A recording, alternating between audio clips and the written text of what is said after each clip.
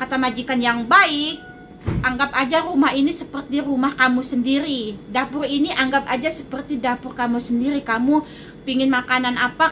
Nah, ini buat majikan yang gak baik, kalian perhatikan.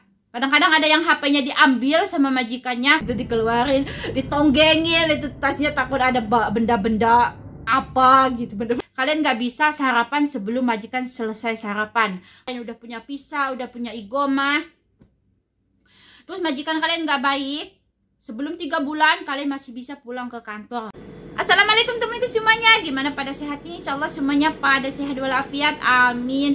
Jumpa lagi ya sama aku Risa Pungut Channel. Nah, di video ini aku akan melanjutkan video aku yang kemarin. Di sini aku akan cerita tentang majikan baik dan nggak baik. Ini atas pengalaman aku sendiri, jadi buat teman-teman akan tahu sifat majikan yang baik dan enggak baik di sini. Jadi kalian bisa nanti langsung pulang aja ke kantor, apalagi 7 hari kalian bisa gonta-ganti majikan seperti video aku yang kemarin. Yang udah nonton, mungkin yang belum nonton silahkan nonton dulu. Kita akan bahas dulu majikan yang baik, yang gak baiknya kita bahas di belakangan. Ini buat majikan yang baik, pertama kalian akan dibeli di agent sama majikan. Itu kalian masa percobaannya itu 7 hari. Kalau majikan cocok, langsung dibayar dan kalian akan langsung dibikinin visa ataupun igoma sama majikan. Igoma itu KTP Arab. Pertama kalian datang, majikan akan nanya, Assalamualaikum, kata kalian. Waalaikumsalam, apa kabar kamu? Baik. Kamu Indonesia? Iya, saya Indonesia. Indonesianya mana? Biasalah bla bla bla, orang sini ya sok tahu ya Indonesia itu di mana. Kamu Bandung, Jakarta, Bali atau mana? Pasti dia akan nanya seperti ini. Kalian jawab aja apa itu, dari mana asal kalian. Terus majikan akan nanya, kamu punya baby, kamu punya anak? Iya punya. Berapa katanya. Terus kalian jawab Masya Allah. Biasanya kalau majikan yang baik, dia akan bilang Masya Allah. Kamu punya suami? Kalau janda bilang janda. Nah, setelah itu majikan akan nanya, kamu pernah kerja di mana aja, dan kamu bisa masak, bisa bersih-bersih, bisa pegang anak. Kalian jawab aja sebisa kalian. Nah, setelah itu kalian akan dibawa, ayo bawa tas kamu ke kamar kamu, aku tunjukin.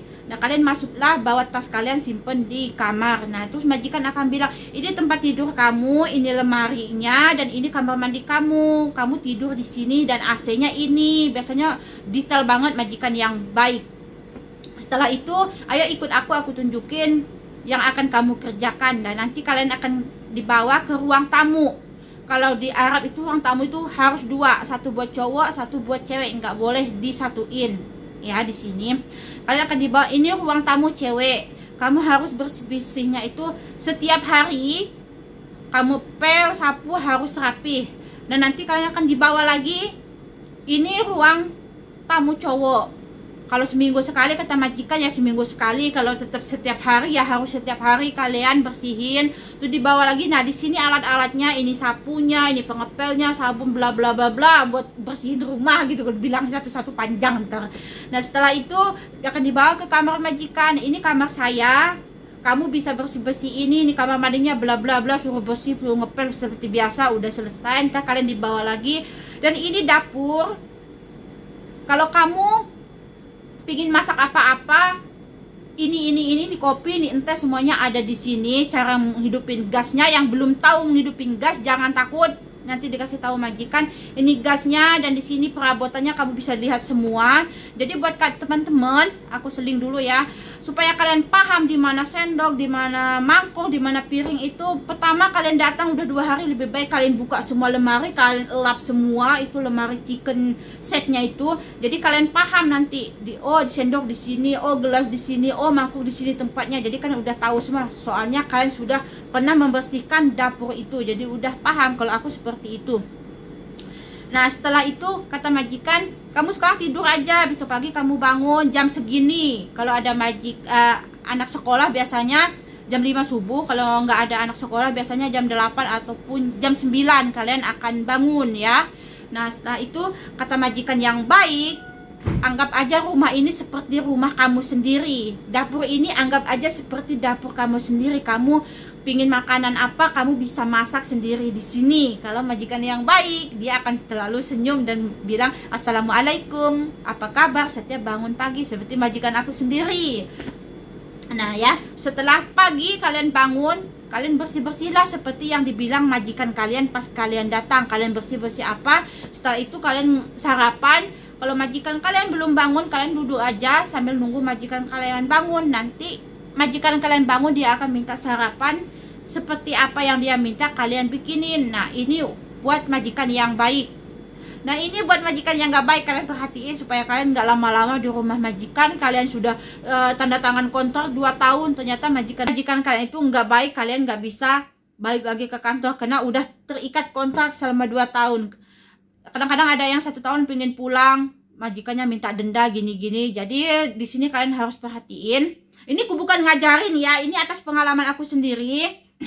Nah pertama, ini majikan yang gak baik. Pertama kalian datang, majikan itu ngeliatin kita dari atas sampai bawah, set gitu kan.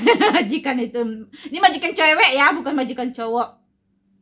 Udah itu kata majikan, kamu asli mana? Indonesia. Seperti yang pertanyaan aku yang tadi, Indonesia, anak berapa, pernah kerja di mana, bisa masak apa, gini, apa-apa bisanya, ntar kalian jawab aja semua. Nah setelah itu majikan katanya, kamu bawa tas, bawa HP. Ya, bawa HP. Kalau majikan yang baik itu kita nggak bakalan ditanya, datang-datang kita akan dikasih wifi. Kalau majikan yang baik, katanya kamu bawa tas. Iya madam, kata kita, bawa tas, bawa ke sini tas. Kamu pegang HP?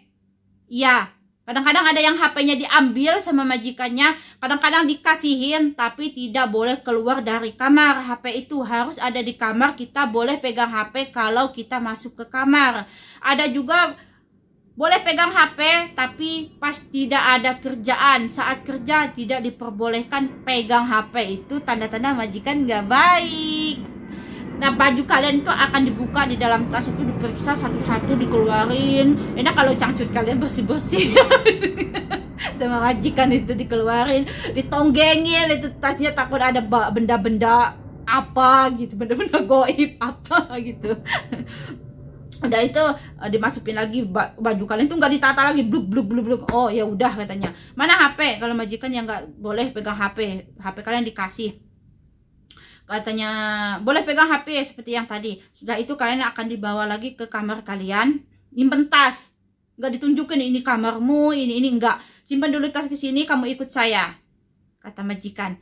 Terus ikut. Nah ini ruang tamu, tetap 2 ruang tamunya. Ini ruang tamu laki-laki, kamu harus bersihin setiap hari, harus nodif, marah mia nodif, katanya itu 100% harus bersih, nggak ada debu sama sekali, tanda-tanda bersih katanya gitu. Oke, itu dibawa ke apa itu, majelis laki-laki. Ini juga harus notice, setiap hari harus dibersihin, nggak ada debu sama sekali, harus bersih sama rapih, katanya gitu kan.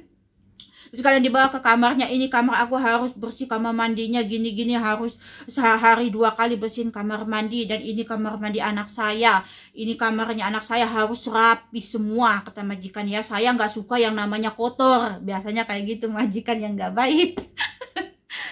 Saya nggak suka yang namanya kotor ataupun berantakan. Saya ngambil kamu itu suruh bersih-bersih supaya rumah saya itu bersih rapih. Nah kata majikan itu. Terus kalian ntar dibawa ke dapur. Nah ini dapur saya, ntar kamu elap semua. Ini di apa itu, chicken setnya semua kamu elap, piringnya keluarin, kamu bersihin apa-apa. Nanti saya bangun, saya minta putur. Dia nggak akan bilang ini, anggap rumah ini seperti rumah kamu sendiri, atau kamu pingin apa-apa kamu bikin aja sendiri. Enggak. Kalau majikan nggak baik, kalian nggak bisa sarapan sebelum majikan selesai sarapan. Kalian nggak bisa sarapan sebelum majikan kalian selesai. Kalau majikan yang nggak baik, ya biasanya kalau majikan yang nggak baik, sebelum kalian bangun majikan tuh udah duduk di ruang tamu nunggu kalian bangun. Udah bangun itu dipanggilan nama kalian itu siapa? Katanya kamu ambil sapu, pengepel, sama elap, sama segala-gala alat-alat bersih-bersih bawa. Terus kamu elap-elap ini, bersihin ini. Saya nggak suka katanya apa itu pekerjaan yang lenglet, harus cepet, set. Sangkanya kita ini mesin kali ya, pengalaman aku gitu, set kerja, mau jatuh enggak bodo amat majikan istilahnya. Nah itu tanda-tanda majikan kalian itu nggak baik. Jadi lebih baik saran aku, sebelum kalian terlanjur tanda tangan kontrak, lebih baik kalian minta pulang aja ke kantor. Kalian alasannya saya nggak kuat kerja di sini karena tidak sesuai dengan perjanjian di kantor. Janjinya di kantor cuma ngurus anak gitu atau khusus masak, ternyata sampai di rumahnya masak oke, bersih-bersih oke. Kadang-kadang soalnya teman aku kemarin seperti itu. Dia dari jam 5 pagi sampai jam 1 malam itu tetap masak terus sama majikannya itu. Dikasih baju-baju bekas-bekas. Kemarin teman aku orang Bandung, dia 1 bulan langsung pulang ke majikannya. Walaupun pertama majikan kalian so baik gitu ya, sampai 7 hari itu sampai kalian dibikinin visa. Terus udah kalian bikin visa, biasanya berubahnya seperti itu majikan. Udah dibikinin visa, kalian udah punya visa, udah punya igoma. Terus majikan kalian nggak baik, sebelum 3 bulan kalian masih bisa pulang ke kantor. Jangan takut kalau majikan kalian ngomong, saya minta denda $30, 30 real, 30 dirham kalau kamu pulang ke kantor. Kalian jangan percaya. Kalian minta pulang aja dan nanti kalian ganti majikan. Itu urusan kantor, nanti bisa diganti pembantu yang lain ataupun gak mana. Pokoknya sama 3 bulan itu kalian masih bisa gonta-ganti majikan sebelum kalian dapat yang pas. Soalnya kita kan pingin kerjaan yang nyaman, ya enggak? Majikan butuh tenaga kita, kita butuh uang mereka, jadi sama-sama butuh. Jangan berat sebelah, mentang-mentang dia majikan kita seenak jidatnya aja nyuruh kita gini. Jadi kalian juga jangan terlalu nurut sama majikan, diem aja dimarahin, nangis aja di kamar gitu, nggak bisa ngelawan. Itu majikan kan akan seneng banget ngerjain kalian, nyuruh ini nyuruh itu. Enak kalau yang cuma ngurusnya satu rumah. Gimana kalau dilempar ke anaknya, suruh kerja di anaknya, terus lempar ke temennya, suruh bersih-bersih di temennya. Kan banyak loh majikan seperti itu. Tapi jarang orang yang ngasih tahu ataupun ngasih vlog yang sesungguhnya kalau majikan yang nggak baik. Ada yang kerja dari pagi sampai malam, nggak ada hentinya. Pengalaman aku dulu waktu majikan aku yang kedua seperti itu. Aku kerja dari jam 6 pagi sampai jam 12 malam tuh nggak ada istirahat. Itu majikan yang baik. Kenapa aku bertahan dulu? Nah, seperti yang tadi.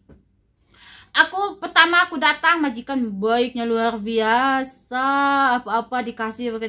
Udah aku jadi KTP, itu majikan mulai bleng berubah. Aku udah 2 kali ngadu ke kantor, suruh sabar. Kalau kalian bukan aku ngasih tahu yang nggak baik ya sama kalian, maaf. Oke, maaf.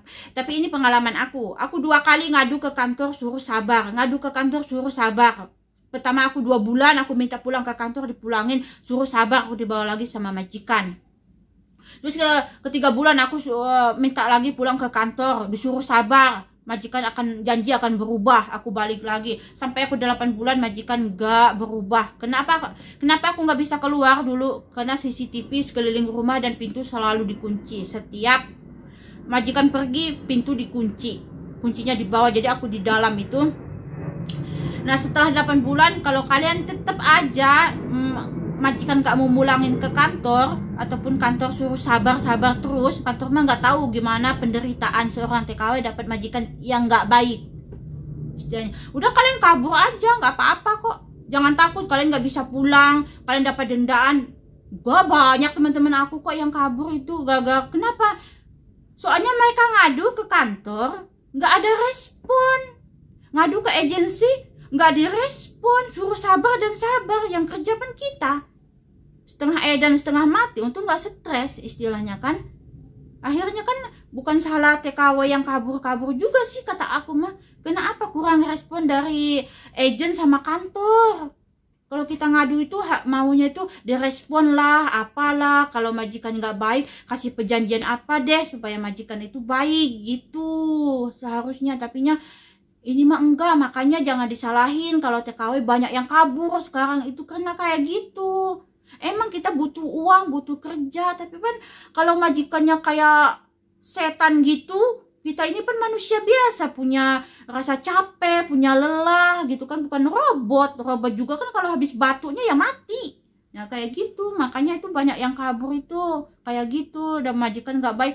Kalau majikan baik terus kabur itu goblok namanya. Udah majikan baik, jauh-jauh dari Indonesia ke sini, majikan baik, gaji lancar, ketemu sama cowok, kabur sama cowok. Apaan? Oke teman-teman, gitu aja dulu ya video aku kali ini. Salam kompak selalu, salam sukses selalu. Aku suka kalian semua. Jangan lupa like, komen, dan juga di subscribe. Makasih buat kalian yang sudah nonton video-video aku bilang terima kasih banyak. Semoga rezeki kalian semakin banyak. Semoga video aku ini manfaat buat kalian yang mau kerja ke luar negeri. Di sini aku bukan nyeramah ataupun sok tahu, tapi aku bikin vlog atas permintaan teman-teman di Instagram ataupun TikTok aku supaya ngebahas seperti apa majikan baik dan tidak baik. Di sini aku menjelaskan atas pengalaman aku sendiri, bukan sok tahu ataupun mencari pengalaman sana pengalaman di sini. Oke? Oke, segitu aja dulu video aku. Yuk, bye-bye. Sampai jumpa di video aku yang berikutnya.